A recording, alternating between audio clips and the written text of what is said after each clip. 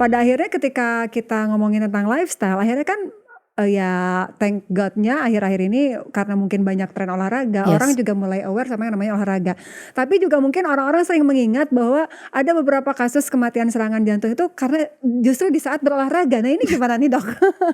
Ya betul. Jadi memang harus sedikit berhati-hati ya untuk berolahraga pun kita harus menyesuaikan dengan kondisi tubuh kita. Jangan ketika kita dalam kondisi yang tidak fit kita memaksakan diri. Dan kemudian juga penting untuk melakukan screening. Terutama kalau memang kita sudah punya faktor-faktor resiko yang tadi Soal kita merokok, jangan kita lagi ya. Adalah orang gitu ya. RT8 sekarang. Merokok, kemudian punya genetik tadi, punya orang tua yang memang mungkin serangan jantung, pasang ring dan lain-lain. Ya tentunya kita harus memeriksakan diri, melakukan screening. Jadi nanti dokter jantung itu bisa meresepkan pola olahraga seperti apa yang cocok dengan si yang bersangkutan ini. Gitu. Usia berapa kita sebaiknya dianjurkan mulai screening ke spesialis jantung? Iya, karena sekarang trennya sudah bergeser, jadi ya memang usia produktif ini mulai kita harus tahun mungkin kita harus cek, terutama kalau memang sudah ada itu tadi faktor resiko. Kan sekarang 20 tahun udah pada merokok juga. Iya, ya. Benar. Kemudian nah sekarang tuh juga sering didapati bahwa dalam usia-usia muda itu sudah hipertensi, sudah gula darahnya tinggi, yaitu tetap harus kita periksakan. Jangan tunggu sampai ada gejala tentunya. Karena kalau sudah ada gejala tentu lain lagi, bukan pencegahan lagi. Betul. Jadi awareness itu datang dari diri sendiri sebenarnya ya. Apalagi kalau memang kita sudah sadar history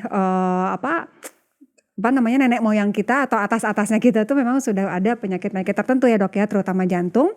Itu mungkin kita udah mulai harus aware ya sama yang namanya screening. Meskipun mungkin belum berasa apa-apa ya dok ya, belum ada gejala apa-apa, nggak ada salahnya kok untuk memeriksakan diri dulu ke dokter spesialis, kemudian lakukan screening. Siapa tahu kan kalau misal memang sudah ditemukan di awal, akhirnya bisa ditangani dengan cepat juga gitu ya dok ya. Betul. Walaupun memang pencegahan itu jauh lebih baik daripada mengobati nih mbak ya. Kalau udah mengobati tuh mahal sekali, luar biasa. Untuk pasang ring satu, tahulah berapa biayanya begitu besar. Jadi tetap kita mengkampanyekan, walaupun seorang dokter jantung tidak mungkin mengkampanyekan untuk pasang ring gitu ya. Bukan, yang kita kampanyekan justru pencegahan. Mencegah itu lebih baik daripada mengobati. Dan screening itu adalah langkah awal untuk kita lebih aware lagi apakah kita memang sudah perlu pengobatan atau belum. Saat screening itu apa aja sih dok yang dicek?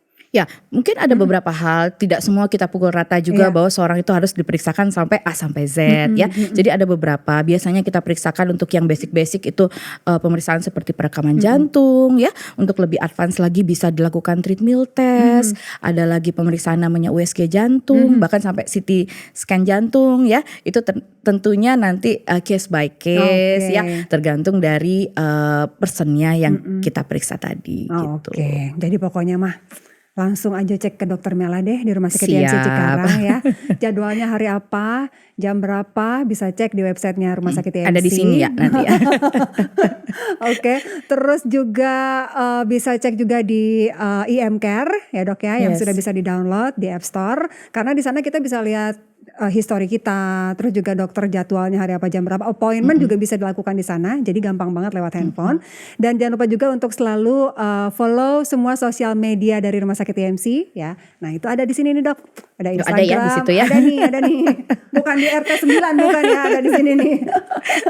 Itu ada Instagram, ada TikTok, dan jangan lupa juga untuk subscribe channel YouTube kita supaya bisa update terus nih ya. Ada apa lagi sih di IMC Podcast Corner gitu ya. Oke, terima kasih banyak Dokter Mela udah ngobrol-ngobrol sama saya. Maaf walaupun suaranya agak bindeng-bindeng dikit ya. Enggak kok dok, tetap seksi kalau dok suaranya. Oke, kita ketemu lagi di IMC Podcast Corner berikutnya. Sampai jumpa.